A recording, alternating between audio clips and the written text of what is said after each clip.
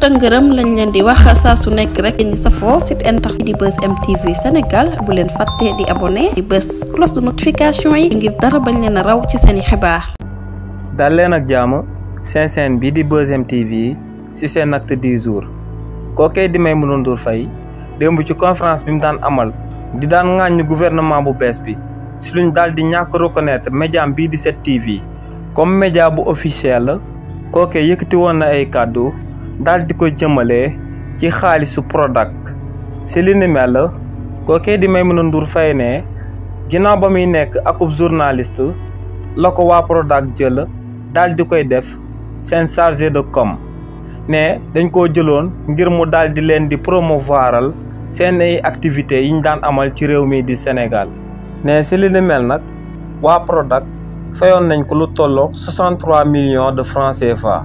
ne si mbir moomee tamit daal dinay organiser ay séminaire yu bëree bëri te takku ci réew mi di Sénégal ne télévision bi ñu dippee TFM daal dina koy fay lu tolloog 9 millions de francs CFA télévision bi ñu dippee Walfadjri daal dina koy fay lu tolloog 6 millions 900 waaye tamit ne jël na xaalis bu takkoo takku daal di koy jébbal ay télévision yu bëri ci réew mi di Sénégal te ne li ni mel traçabilité bi moo ngi ci akub rapport bi nga xam ne waa DIC amaloon nañ ko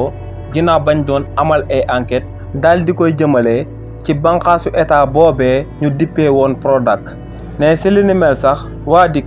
ginnaaw ba ñuy amal ay enquête daal di koy jëmale ci kuréelu bànqaasu état boobee ñu dippee Prodac oolu woon nañ ko te ne bañ ko déggee ba noppi dañ ko daal di relaxé daal di koy xamal que ne laalewut taqewut ci benn ñaawteef bu doon am foofee ca Prodac waaye tamit ne ginnaaw ba ko waa Prodac daal di fale chargé de com ba daal di koy jébbal xaalis boobee di 63 millions ne ginnaaw bam ci defee frais ba noppi si la daal di soog a lancé télévision boobee ñu dippee Sénégal 7 te ne xaalis bu mu si jëfandikoo xaalis bu ko lew dong la bi nga xam ne waa DIC enquête nañ ci ba daal di koy wax que ne xaalis bu ko lew la ginnaaw li ni mel tamit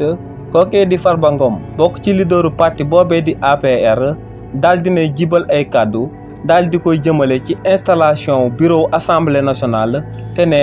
li ni mel daal dinay wone que ne waa parti bii di Pastef rupture biñ daan oote nekkul ci ñoom tey nekkul ci ñoom suba si li ni mel kookee di Farba Ngom ne waa parti bii di Pastef en tant que majorité bu nekk biir assemblée nationale ginnaaw bañ daan installé bureau exécutif foofee ca biir assemblée nationale sëgëm ñoom ñoo njëkkoon a fal kookee di El Malick Ndiaye mu nekkoon président de l' assemblée nationale ne pour ñu respecter parité bi ku waroon a topp ci kookee di El Malick Ndiaye akub jigéen la waroon a doon ne structure bureau exécutif bu nekk biir assemblée nationale noonee la waroon a daal di toppalantoo kon bu ko defee 8e vice président bi akub góor la waroon a daal di nekk waaye ne waa parti bii di Pastef dañoo daal di jaay doole daal di fal kookee di El Malick Ndiaye mu daal di nekk président de l' assemblée nationale ba noppi daal di jël akub góor daal di koy toftal ci kawam te ne li ni mel du dëgg du yoon ne li ni mel tamit moom moo sabab coalition bu mu bokk te muy coalition takku wàllu Sénégal daal di déposer akub recours biir conseil constitutionnel ngir ñooñee daal di leen di jox dëgg daal di annuler structure bu nekkul bu paritaire bu waa parti boobee di Pastef daal di amal ci bureau ba nekk ca biir assemblée nationale kàddu yooyee kookee di Farba Ngom yëkkati nag ku ci amal akub ñàngat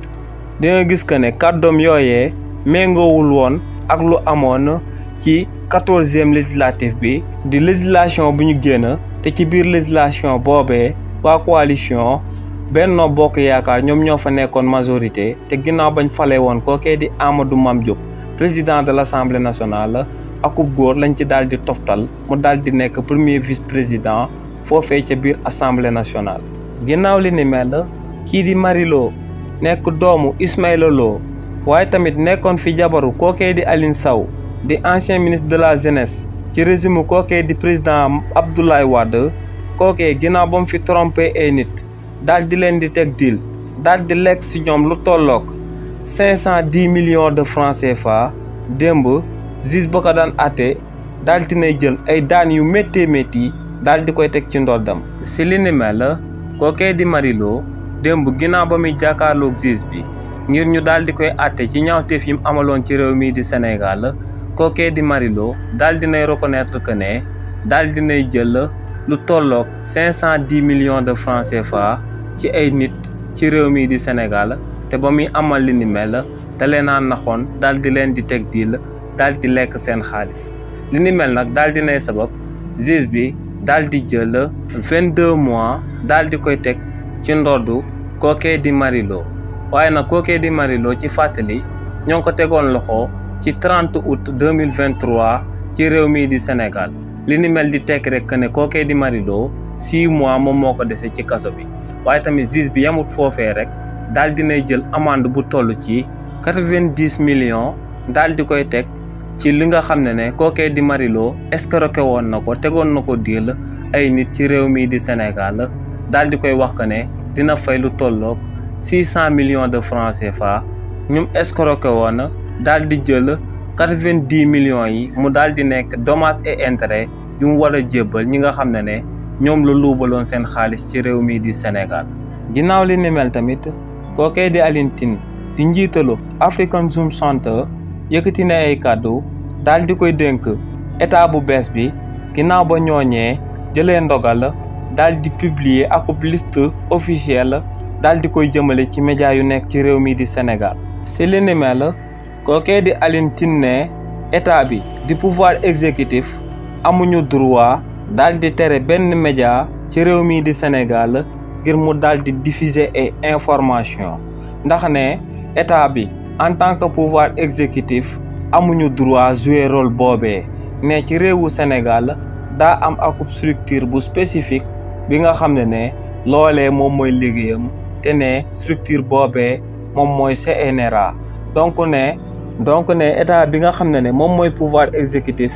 nga daal di jiital dialogue nga daal di waxtaan ak kullu média bu nekk ci réew mi di Sénégal ndax ne état bi ñoom ñoo daal di dig Sénégalais yi horizon 2050 te ne buñ ne horizon 2050 dañ cee war a daal di boole kullu Sénégalais ci bépp activité ak bépp secteur boo yëngatu donc ne journalistes yi patron de presse yi ak képp kuy yëngu ci milieu médiatique bi tamit dañoo war a ànd daal di liggéey jëmale ko ci Sénégal 2050 donc ne état bi amul droit daal di boddi kenn daal di jël kenn boole ko ci daal di jël keneen ki daal di ko ciy génnee kàddu yi ni mel la kookee di Alioune Tine di njiitalu kuréel bi ñu dippee African Zoom Center daal di yëkkati daal di koy jëmale ci lu état bi jëlee ndogal daal di reconnaître yenn médias yi ba noppi daal di bañ a reconnaître yeneen médias yi.